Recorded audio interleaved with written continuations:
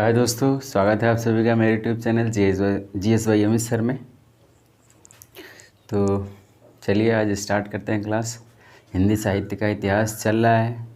मैंने क्लास आप लोग के लिए इससे पहले भी वीडियो लेक्चर दे रखी है। जिस भाई बहन ने अगर अभी तक नहीं देखा है तो उसे ज़रूर देखें वीडियो, ठीक है दोस्तों। और इस सभी परीक्षाओं प्रतियोगी के लिए जितना भी जिसमें भी आपके हिंदी साहित्य के इतिहास आते हैं, पूरे लेवल को मैं कवर करते चल रहा हूँ। और एक भी चीज़ें दोस्तों नहीं छूट रही है, ठीक है। आप लोग साथ साथ में नोट्स बनाते चले दोस्तों, ठीक है। तो आइए स्टार्ट करते हैं बिना देरी किए, ठीक है। तो इससे पहले हम लोगों ने क्या दोस्तों आपको बता रखा है सगुण भक्ति शाखा। क्या सगुण भक्ति शाखा यानी उत्तर मध्य काल को बंटवारा विभाजन पढ़ रहे थे हम दोस्तों, ठीक है। उसमें पूर्व मध्यकाल और उत्तर मध्यकाल, ठीक है। मध्यकाल में तो पूर्व मध्यकाल में मैंने बताया आपको क्या पूर्व मध्यकाल ही चल रहा है। तो पूर्व मध्यकाल दो भागों में बटी थे, एक सगुण एक निर्गुण, ठीक है। तो एक सगुण आपके उस सगुण को मैंने बता दिया था। सगुण में वे थे जो क्या भगवान को मानने वाले और उनको सिद्धांतों को मानने वाले थे, ठीक है। सगुण भक्ति शाखा और उसमें आपके दो भागों में बटी थे, एक राम भक्ति शाखा एक कृष्ण भक्ति शाखा, ठीक है। उसको भी मैंने अच्छे से बता दिया है, आप लोग जरूर से देखिएगा वीडियो। उसके बाद से निर्गुण भक्ति शाखा है। क्या दोस्तों, निर्गुण भक्ति शाखा और ये भी दो भागों में बटी है, ठीक है। ये भी भगवान के मानने वाले थे लोग, लेकिन सिद्धांतों पे नहीं चलते थे, मतलब कि ठीक है, कुछ अपने अलग हिसाब से चलते थे। मानते तो थे भगवान को, लेकिन ऐसा नहीं था कि मतलब उनके सिद्धांतों पे चलते थे निर्गुण भक्ति शाखा में, ठीक है। तो ये भी लोग क्या आपके पूर्व मध्य काल के विभाजन के ही अंतर्गत निर्गुण भक्ति शाखा, ठीक है। दो भागों में बटी थी, पूर्व मध्य और उसके बाद से उत्तर मध्य। तो ठीक है, तो पूर्व मध्य में ही आपका जो है कि निर्गुण भक्ति शाखा हम लोग पढ़ेंगे। निर्गुण भक्ति शाखा भी दो भागों में बटी है, एक ज्ञानाश्रयी एक प्रेमाश्रयी। क्या दोस्तों, एक ज्ञानाश्रयी एक प्रेमाश्रयी। तो ज्ञानाश्रयी शाखा और प्रेमाश्रयी शाखा, आइए देखते हैं निर्गुण भक्ति शाखा, ठीक है। स्टार्ट करते हैं। तो पहला इसमें दोस्तों क्या है, ज्ञानाश्रयी शाखा। क्या है, ज्ञानाश्रयी शाखा है। तो ज्ञानाश्रयी शाखा हम देखेंगे तो इसमें दोस्तों पहला तो प्रश्न ये बनता है कि किस भाषा का प्रयोग किया गया था ज्ञानाश्रयी शाखा में, ठीक है। तो याद रखिएगा खड़ी बोली का, किसका, खड़ी बोली का। और खड़ी बोली अगर आप लोग को ना मिले तो आप लोग को मिलेगा सदुक्कड़ी या फिर मिलेगा पंचमेल खिचड़ी, याद रखिएगा, ठीक है। एक सदुक्कड़ी पंचमेल खिचड़ी कबीरदास जी की क्या थी, भाषा थी, बड़ी मानी जाती है, पूछा गया है प्रश्न, ठीक है। सदुक्कड़ी पंचमेल खिचड़ी ना, तो याद रखिएगा।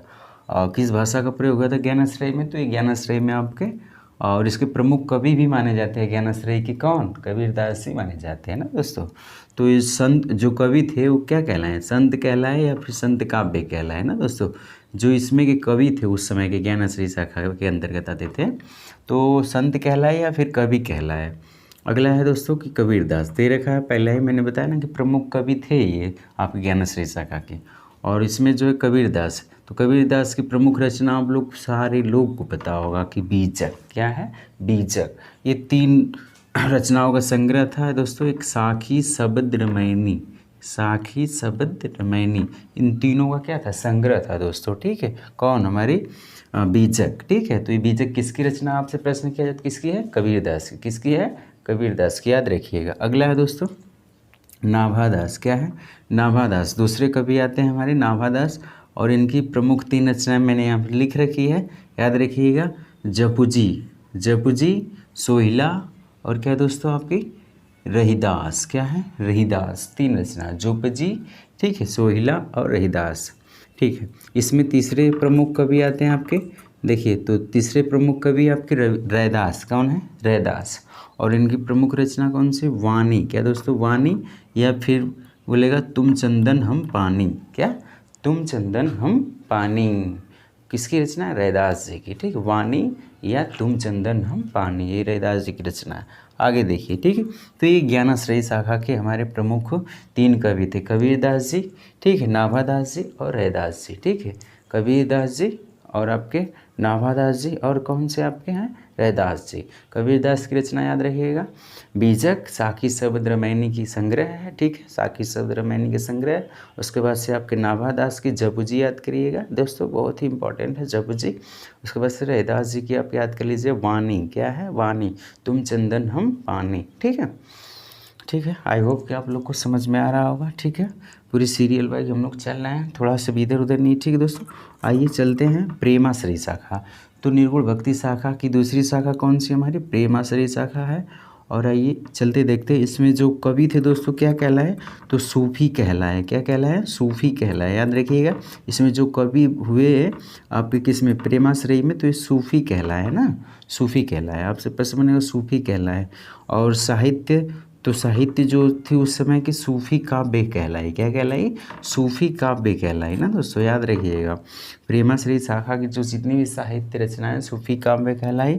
और भाषा किस भाषा का प्रयोग है, तो भाषा अवधी भाषा का। किसका है, अवधी भाषा। बहुत पूछा जाता है, याद रखिएगा कि प्रेमाश्रयी शाखा में किस भाषा का प्रयोग है, तो किसके, अवधी का। किसका है, अवधी का ना, आप लोग याद रखिएगा। ठीक है दोस्तों, तो प्रेमाश्रयी शाखा का प्रमुख कवि मैंने यहाँ पे लिख रखा। आइए देखते हैं एक एक करके। ठीक है दोस्तों, यहाँ पे एक एक करके देखते हैं प्रेमाश्रयी शाखा के प्रमुख कवि। तो पहले हमारे मलिक मोहम्मद जायसी जी। कौन है, मलिक मोहम्मद जायसी। उनकी प्रमुख रचना है पद्मावत, अखरावट, आखिरी कलाम। ठीक है, तो पद्मावत, अखरावट, आखिरी कलाम इनकी प्रमुख रचना। अगली है कुतुबन। क्या दोस्तों, कुतुबन। तो कुतुबन आपकी इनकी प्रमुख रचना है। कुतुबन जो है दोस्तों आपके कवि हैं, प्रमुख दूसरे कवि। ठीक है, इससे पहले मलिक मोहम्मद जायसी, दूसरे आपके कौन है, दूसरे आपके कुतुबन। इनकी प्रमुख रचना है दोस्तों मृगावती। क्या है, मृगावती। और दोस्तों ये बहुत ही इम्पॉर्टेंट है, याद रखिएगा, कई परीक्षाओं में आ चुका है। ठीक है, इसलिए बोल रहा हूँ मैं, इम्पॉर्टेंट है, याद रखिएगा। ठीक है, कुतुबन की रचना है मृगावती। और मंझन की रचना है मधुमालती। कौन है, मधुमालती। और उस्मान जी की रचना कौन से, चित्रावली। कौन से, चित्रावली। और आपके अगले हैं हमारे कौन से कवि, तो शेख निसार है। कौन दोस्तों, शेख निसार है। और शेख निसार के प्रमुख रचना कौन हमारे, यूसुफ जुलेखा। कौन है, यूसुफ जुलेखा। ठीक है, यूसुफ जुलेखा है, याद रखिएगा दोस्तों। ठीक है, यूसुफ जुलेखा, ये शेख निसार की। छठवें हमारे कवि हैं आपके अली शाह। कौन है दोस्तों, अली शाह। और इनकी प्रमुख रचना हमारी कौन सी, आपकी प्रेम चिंगारी। कौन है, प्रेम चिंगारी। ठीक है, याद रखिए, प्रेम चिंगारी। ठीक है, ठीक है। तो ये हमारे 6 किस्में हैं प्रमुख कवि आपके प्रेमाश्रयी शाखा में। किसमें है दोस्तों, प्रेमाश्रयी शाखा के हमारे प्रमुख 6 कवि थे। ठीक है, अगला है तो पूर्व मध्यकाल हो गया था दोस्तों, अब आएगा उत्तर मध्यकाल। क्या, उत्तर मध्यकाल। और एक इसी उत्तर मध्यकाल को रीतिकाल कहते हैं। रीतिकाल ने किसने नाम दिया है, तो आचार्य रामचंद्र शुक्ल जी ने उत्तर मध्यकाल को ही रीतिकाल कहा है।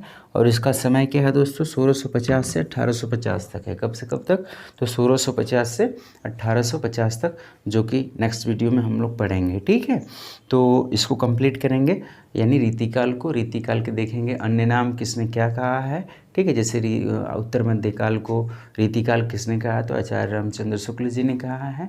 ठीक है, और भी कुछ हमारे प्रमुख कवि हैं जो इनको अलग अलग नाम देते हैं। ठीक है, तो ठीक है दोस्तों, ओके। अगर वीडियो अच्छा लगा तो लाइक करिए, शेयर करिए, सब्सक्राइब करिए। Okay, bye bye, love you.